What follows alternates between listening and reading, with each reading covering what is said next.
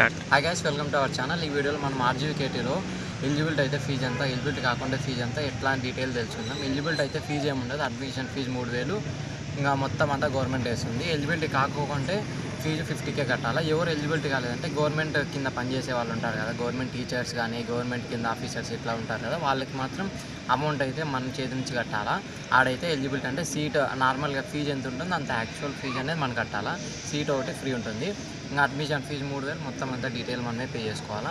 అదే సీట్ వచ్చింది అనుకో, అంటే మనం గవర్నమెంట్ దాంట్లో పని చేయకుండా గవర్నమెంట్ ఎంప్లాయీస్ కాకపోతే ఫీజు వచ్చేసి మొత్తం గవర్నమెంట్ వేస్తుంది. మనం అడ్మిషన్ ఫీజు ఇంకా లాస్ట్లో ఇంత మొత్తం అకాడమిక్ ఇయర్ మొత్తం అంతా అయిపోయిన తర్వాత ఎంత అని ఫీజు ఉంటుందో లాస్ట్లో అమౌంట్ కట్టేసి మనం సర్టిఫికేట్ తెచ్చుకోవచ్చు. ఇది త్రిబుల్ కాలేజ్ గురించి. మీకు ఇంకేమైనా డౌట్స్ ఉంటే ఇంకా కామెంట్ రూపంలో మెన్షన్ చేయండి, నేను వాళ్ళకి డీటెయిల్గా రిప్లై ఇస్తాను. Thank you so much for watching video.